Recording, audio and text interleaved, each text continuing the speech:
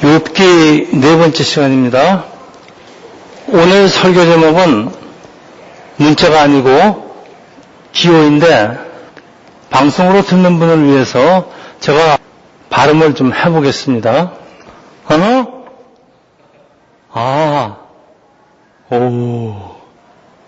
물음표, 느낌표, 오름표. 욥기 7장 20절에서 21절. 저는 욥기와 인연이 아주 깊은 사람입니다. 예전에 제가 욥기를 읽으면서 욥에게 감명을 받고 내가 만일 신앙을 갖게 된다면은 욥과 같은 신앙을 갖고 싶다. 그러나 욥의 신앙이 무엇인지 또 욥기가 무엇을 이해하고 있는지 잘 알지 못했습니다. 성경과 오랜 시간 끝에 항복하고 교회에 출석하기 시작했는데 아마도 첫 구역 예배 시간이었던 것 같아요. 목사님이 늘 없이 저에게 기도를 시키는데 그때 제 입에서 처음 나온 기도가 하나님, 욥이 가졌던 신앙을 저에게도 주세요. 왜 신앙생활 처음부터 이렇게 심각한 기도를 하게 되었는지 지금 생각하면 과연 내가 한 기도가 맞는지 아니면 하나님이 시키신 기도인지 알 수는 없지만은 이 기도는 막 시작하는 나의 신앙생활의 여정에 아주 결정적인 역할을 하게 되는데 욥 같은 신앙을 갖기 위해서는 욥이 겪었던 과정을 모두 겪어야 한다는 것을 상상조차 하지 못하였습니다. 전통적으로 욥기는 환난을 잘 견디는 사람에게 주시는 하나님의 축복을 말씀한다라고 알려져 있기 때문에 그런지 목사님들이 설교에 가장 많이 인용되는 구절이 욥기 1장, 또 2장, 그리고 42장입니다. 1장, 2장에는 환난 가운데 믿음을 지키는 담대한 욥을 묘사하고 있기 때문에 자, 우리가 배워야 할 신앙의 자세가 바로 이런 것이다 라는 그 강력한 메시지가 있기 때문이고 저도 또한 이런 욥의 자세에 감동을 받았습니다.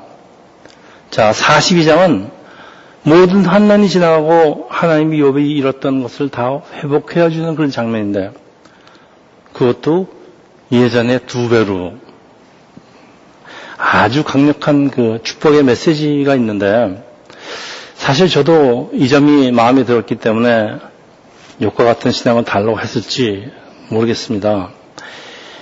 여러분 사실 저는 큰 돈을 모을 뻔한 적이 굉장히 많습니다. 그래서 그런지 욥기의 약속을 한 번도 의심하지 않았지만은 욥기 1장, 2장 그리고 42장은 욥기의 핵심 메시지가 아니라는 것을 나중에 알고 나서는 하나님이 2배로 갚아주셨다는 의미를 다시 생각해 보게 되겠습니다. 여러분 욥기가 성경에서 제일 어려운 책이라고 하는 이유가 성경, 특히 욥기는 문자에 매여서 해석을 하다 보면은 숲을 보지 못하고 나무를 보기 때문일 것인데 여러분 그래서 그럴까요? 욥에게 일어났던 대부분의 사건들이 신기하게도 제 삶 속에서 거의 그대로 일어났지만은 예가 딱 하나 있습니다. 바로 이 욥기가 끝나는 42장 10절 내용이에요. 여호와께서 욥의 상황을 돌이키셨고 전에 있던 것보다 2배로 더해 주셨습니다. 자, 성경에 기록된 말씀은 하나님의 약속입니다. 만일 사탄의 시험에 내가 승리해서 그러면은 하나님이 2배로 갚아주신다는 그 성경 말씀이 그 하나님의 약속이 저에게도 그대로 일어났다면은 저는 지금 어떻게 되었을까요? 멀티 밀리언어가 되었을 것인데 그러면 아마도 목사가 되지 않았거나 혹은 세상교회 목회를 하지 않거나 아마도 선교센터를 운영하고 있었을 것 같아요. 저는 한때 세상적으로 모든 것을 잃었고 또 예전에 제가 누리던 세상적인 부는 지금은 없고 또 앞으로 그런 일은 일어날 것 같지 않습니다만 그럼에도 불구하고 저는 모든 면에서 부족함을 느끼지 않는다는 것입니다.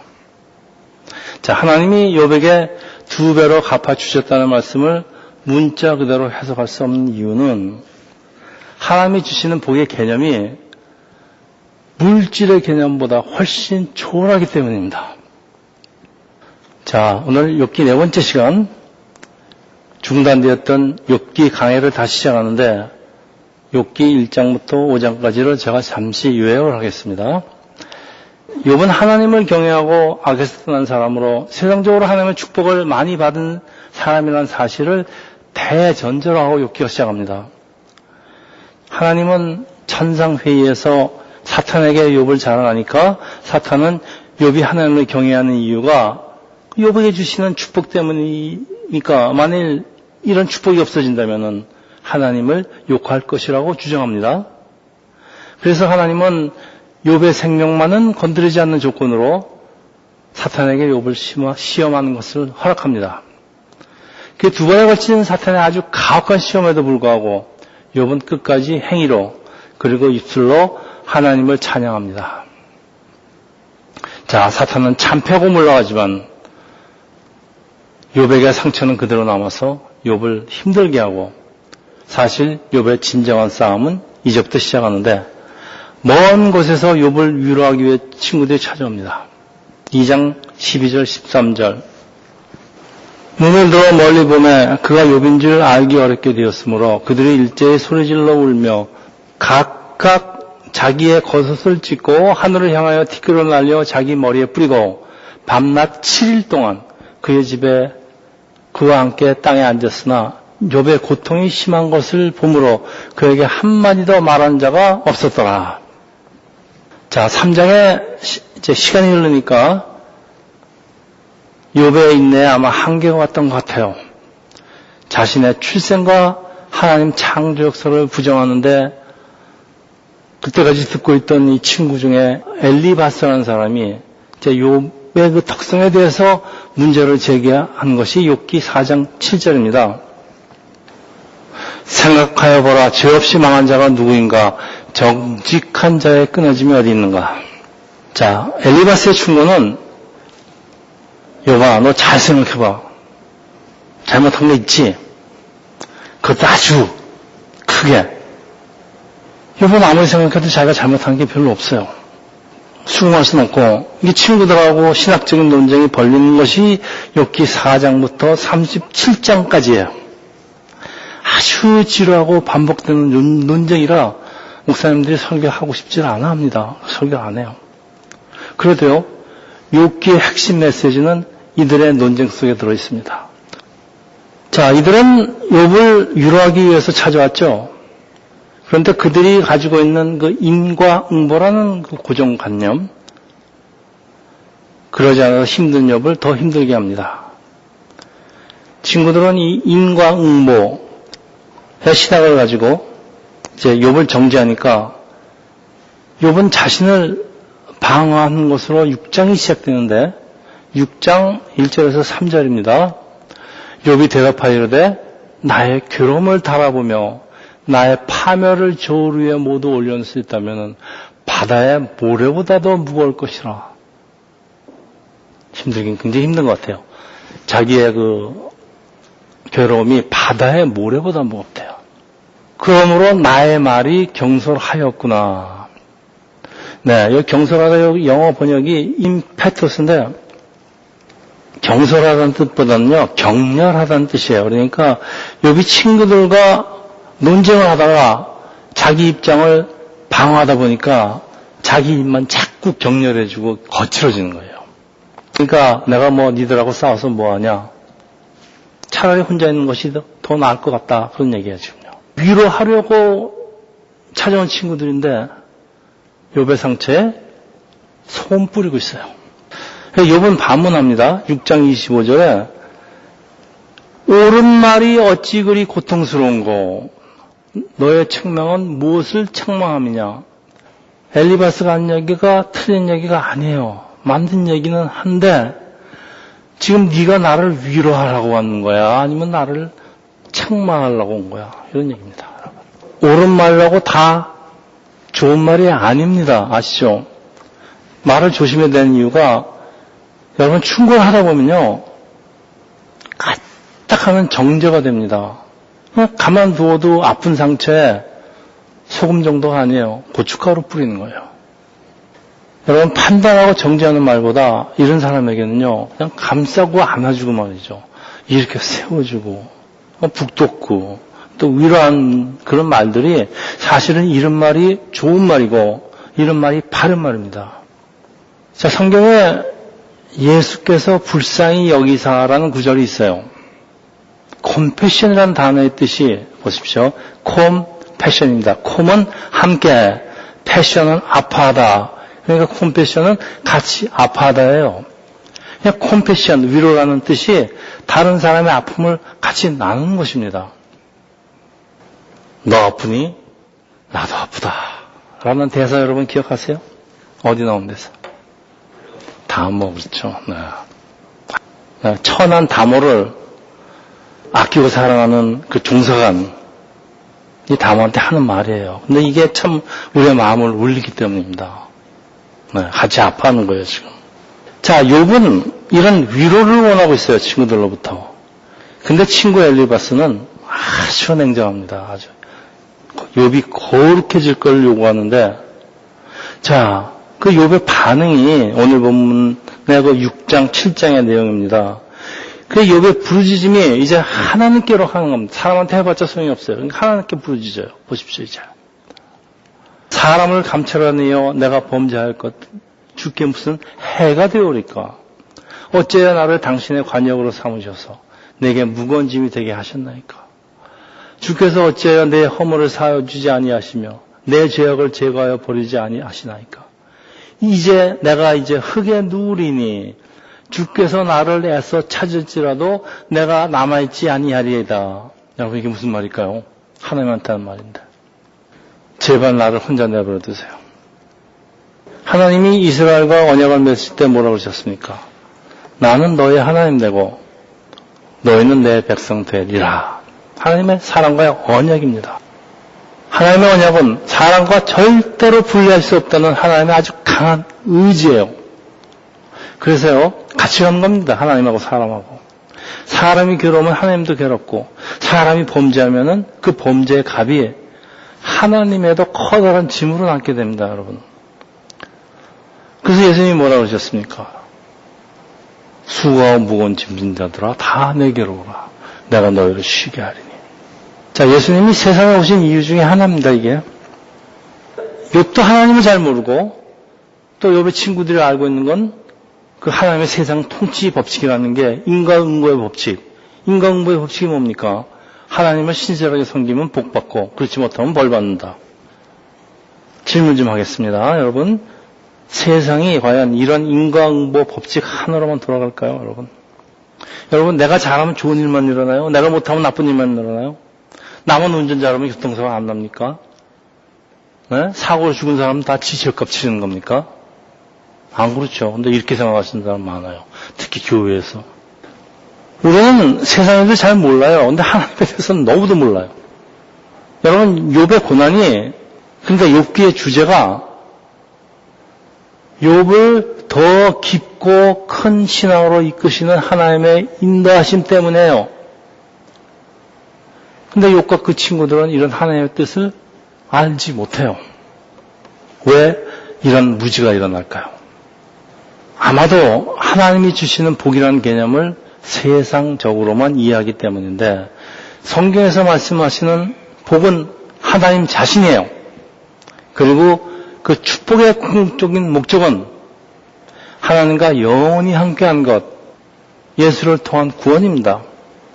하나님은 이 목적을 위해서 우리를 부하게도 하시고 가난하게도 하시고 건강하게도 하시고 연약하게도 하시고 그런 과정을 통해서 하나님을 배우고 잘 알게 하시는 것입니다. 욥의 친구들과의 격렬한 논쟁도 이 모두 잘못된 복의 개념이 원인인 것 같아요. 욥아, 내가 무엇인가 잘못했으니까 이런 일이 일어난 것이다. That's it. 마침표. Period. 땅. 그래서 첫 번째 발언자 엘리바스의 충고가 네가 새로운 삶을 살기 위해서는 회개의 길밖에 다른 길은 없다.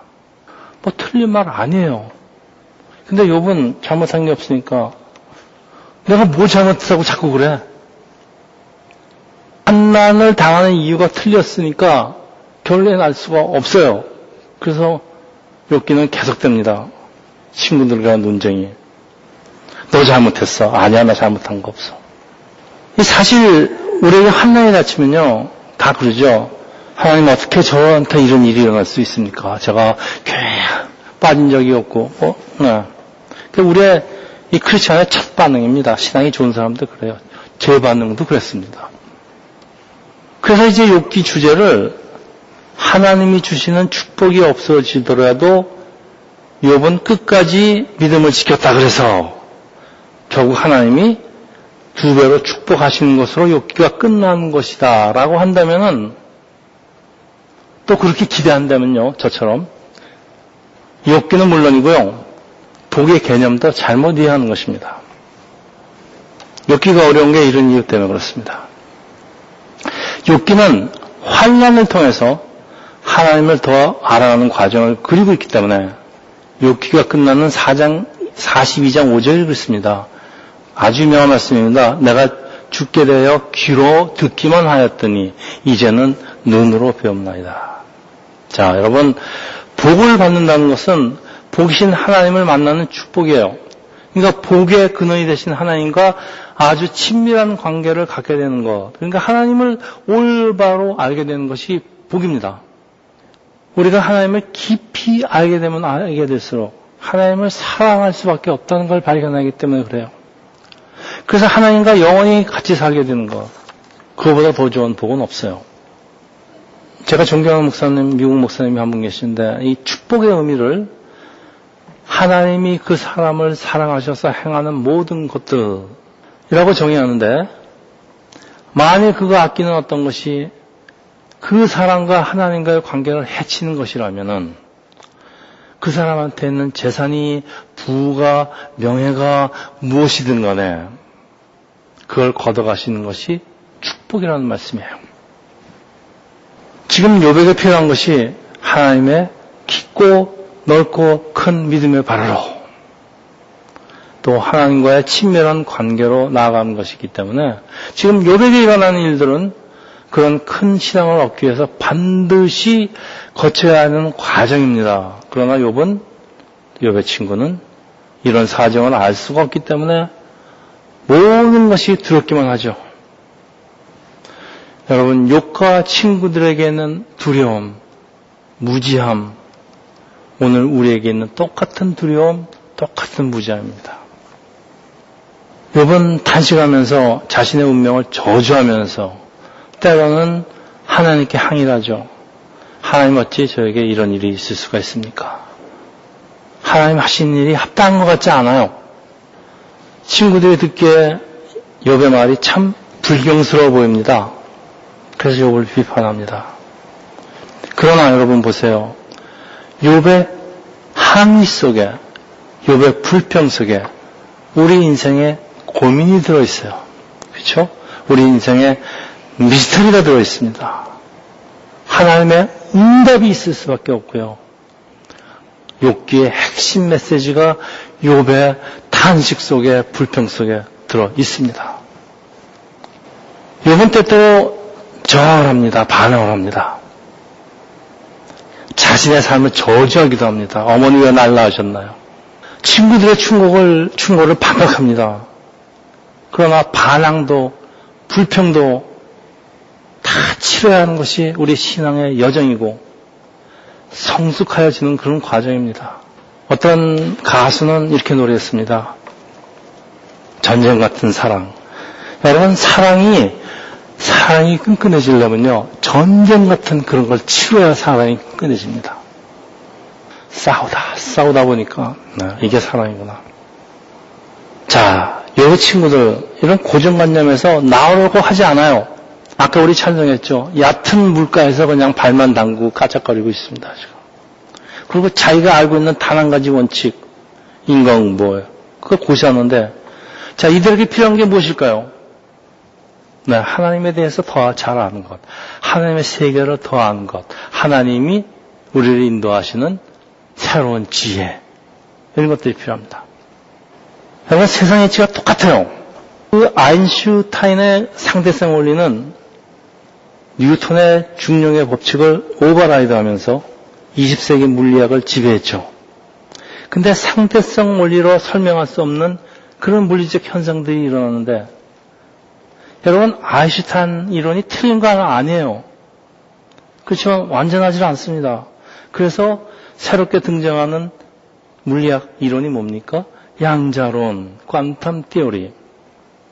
아인슈타인의 한 말이 있어요. 하나님은 주사위 노름을 하지 않는다. 모든 일에는 이유가 있어서 일어나는 것이다. 퀀텀 티오리는 그렇지 않습니다. 세상 일은 이유가 없이 일어날 수밖에 없다. 누구 말이 맞을 것 같아요. 근데 양자론도요, 또 언젠간 무너질 거 우리가 알아요. 왜 알죠? 하나님을 몰라도 너무나 모른다는 걸 알기 때문에 양자론도 무너질 겁니다. 자, 여러분, 욥기가 성경에서 가장 오래된 문서예요. 근데 현재 욥기로 최종 편집된 게 이스라엘이 포로로 잡혀갔다가 귀환한 후입니다. 여러분, 페르시아가 이제 패권을 잡은 후에 바벨론 제국이 강제로 끌고 온 포로들을 다 돌려보내지. 돌아가 보니까 황폐해진 고향의 그 삶이 평안할 리가 없어요. 네, 희망이 있을 수도 없습니다. 그 사람들이 탄식을 합니다. 우리는 하나님의 백성인데 하나님이 정말 살아계시기는 한 건가? 살아계시다면 왜 우리가 이렇게 고난을 당하도록 그냥 두시는가? 이런 질문에 대답을 주기 위해서 편집되었다고 합니다. 그래서 이 욥의 고통은요, 이건 한 개인의 고통이라기보다는 모든 사람이 겪을 수밖에 없는 그 같은 보통적인 고통, 또 그게 오늘 우리의 고통이기도 해요. 욥에게 일어났던 사건이 저한테 일어난 게 결코 우연이 아니었다는 얘기입니다. 결코 제 기도가 그렇게 해서 그랬다는 얘기도 아닙니다. 그래서 욥기는 오늘 우리 크리스찬 삶에서 일어나는 그 환난에 대한 이유를, 그리고 하나님의 인도하심을 설명하는 그런 책이 욥기입니다. 욥은 모든 면에서 하나님의 축복을 받은 사람이지만은 사실은 하나님도 잘 모르고 하나님의 섭리도 잘 모르고 하나님의 세계도 잘 몰라요. 내가 잘하면 하나님이 복 주신다. 그런데 이 환난이라는 과정을 통해서 욥이 하나님에 대해서 배우고 알아가는 과정을 그린 것이 욥기입니다. 욥은 그 친구들과 신학적인 논쟁을 벌이면서 하나님의 섭리를 조금씩 알아가는 과정을 이제 계속 보여주고 있습니다.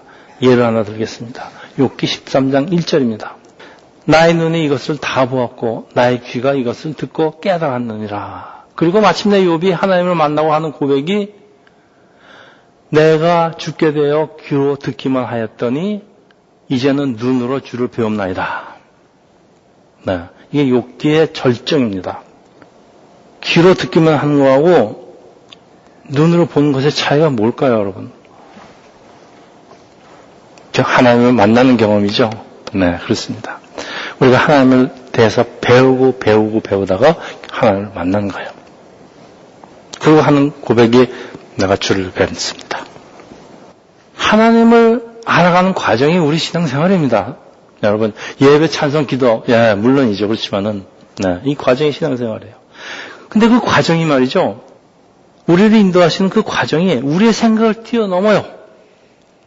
우리는 하나님 하시는 일을 다 알 수도 없고, 사실 알 필요도 없어요. 단지 하나님이 나를 선하게 인도하신다는 것만 믿고, 다시 말하면요, 하나님의 주권을 인정하고 따라가다 보면은 하나님을 깊게 알게 되고 마침내 하나님을 만나고 눈으로 보게 된다는 것을 설명하는 게 욥기예요. 자, 이제 말씀을 좀 마치겠는데요. 지금도 그래요. 사람들이 알고 있는 건 우리 잠언에 나오는 한 가지 법칙. 선한 일을 하는 사람은 상을 받고 악한 일을 하는 사람은 벌을 받는다. 네, 인과응보의 법칙. 그런데 지금 욥에게 그리고 우리에게 일어나는 일이 정반대예요. 욥은 탄식합니다. 그래서 우리도 탄식합니다. 저도 탄식했습니다. 왜 이런 일이 일어나는지 알 수 없어요. 혹시라도 내가 잘못한 거 있을 수도 있지. 내가 모르게. 그렇다면 내가 대가를 치는 거는 어쩔 수 없지. 근데 내가 무엇을 그렇게 잘못했는지 정말 모르겠어. 네, 이게 욥입니다. 모든 것이 업사이드 다운 돼 있어요. 어쩌다 내가 이런 지경에 와 있지? 여러분, 이럴 때 우리에게 필요한 게 무엇일까요? 하나님을 더 잘하는 것. 그 새로운 지혜라고 표현합니다. 하나님의 인도하심에 대해서 우리가 좀 더 생각해 보는 것. 네. 지금까지 나의 생각을 뛰어넘을 수 있는 하나님의 그 섭리. 내가 지금까지 알고 있던 그 지혜로 설명할 수 없는 일이 일어날 때 과연 우리는 어떤 지혜를 가지고 살아야 하는가를 고민하는 게 바로 욥기입니다. 욥이라는 단어의 뜻이 참 재밌습니다. 하늘 아버지는 어디 계시는가? 다른 목사님 이제 설교들을 이것저것 듣다가 어느 목사님 말씀이 참 재미있는 말씀이 있었어요. 그래서 조금 인용을 좀 하겠습니다. 욥은 하나님이 지금 어디에 계시는지 또 왜 그러시는지 알 수가 없기에 그의 생각은 온통 퀘스천 마크, 물음표예요. 그리고 가득 차 있어요. 제가 뭐라고 아까 발언했죠? 그러면 나중에 그 이유를 알게 되면요. 느낌표. 로 바뀌었어요. 그래서 그랬구나. 그 과정을 다 겪고 그 하나님의 그 크고 넓은 섭리를 알게 되면은요. 하나님이 항상 하신 일은 항상 옳다는 오름표.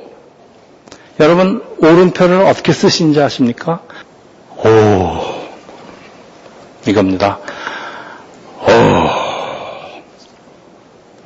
그래서 오늘 설교 제목이 물음표, 느낌표, 오름표입니다. 저는 사실 문자로 표현 안 하려고 그랬어요. 근데 설교 안 들으시는 분들이 나중에 이제 테이프를 들을 때 어떻게 저걸 표현하겠습니까? 그래서 제가 할 수 없이 발음해봤습니다.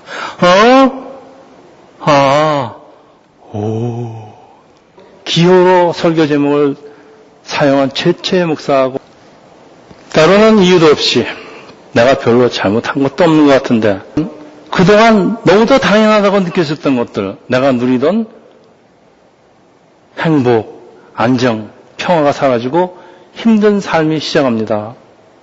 왜? 물음표가 시작합니다. 여러분. 이럴 때 사람들이 깨닫게 되는 게 무엇일까요? 그동안 내가 감사가 없었구나. 이 깨달음의 느낌표가 시작됩니다. 그리고 내가 누리던 행복이 내가 잘나서가 아니고 다른 사람의 희생 덕분이었다는 사실. 내가 잘 살고 있던 이유가 내 부모, 내 아내, 내 남편, 내 친구 덕이었다는 사실을 알게 되는 때가 말이죠.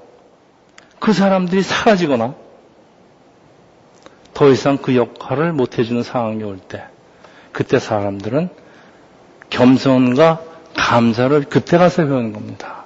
그동안 하나님이 나를 어떻게 인도해 주셨구나. 오름표. 이게 깨달음입니다. 여러분.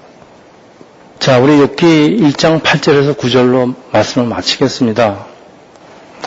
여호와께서 사탄에게 이르시되 네가 내 종 욥을 주여여 보이느냐. 그와 같이 온전하고 정직해서 하나님을 경외하며 악에서 떠난 자는 세상에 없느니라. 사탄이 여호와께 대답하여 이르되, 이건 사탄의 말이기 때문에 제가 음성 변조를 조금 하겠습니다. 욥이 어찌 까닭도 없이 하나님을 경외하리까. 그리고 어떻게 끝나는가 하면 요거 이모콘으로 뭐라 하죠? 히읗 그렇게 쓰죠. 사탄의 대답 속에요. 사실 하나님의 질문이 있고요. 욥기의 핵심 메시지가 있습니다. 자, 이제 우리 결혼을 앞두고 있는데 우리 피치간에 처음 해보는 거 우리 한번 웨딩 리허설 한번 해보겠습니다. 묻겠습니다. 강모모 군은 정모모 양을 아내로 맞이하여 기쁠 때나 슬플 때나 변함없이 사랑하시겠습니까? 사랑한다고 그랬습니다. 아이도. 자, 그러면 정모 모양은 강 모모군을 네, 슬플 때나 기쁠 때나 변함없이 사랑하겠습니까? 네, 신부도 얘라 그랬습니다. 줄여서 물음처럼 말이죠. 여러분, 우리 믿음 생활이라는 게요. 믿음이라는 게 지금까지 나를 이끌어주시는 하나님의 은혜에 감사해서 내 마음을 다하고 뜻을 다하고 목숨을 다하고 힘을 다해서 어떤 조건 하에서도 하나님을 사랑했다는 맹세예요, 여러분. 그래서 하나님 물어보시죠. 너 무엇과 나를 바꿀 수 있니, 지금? 너 어떤 상황 속에서 나를 믿고 따를 수 있어? 이렇게 물어보십니다. 하나님의 이런 질문에 여러분 오늘 뭐라고 대답하시겠습니까? 준비가 되어 있습니까, 여러분?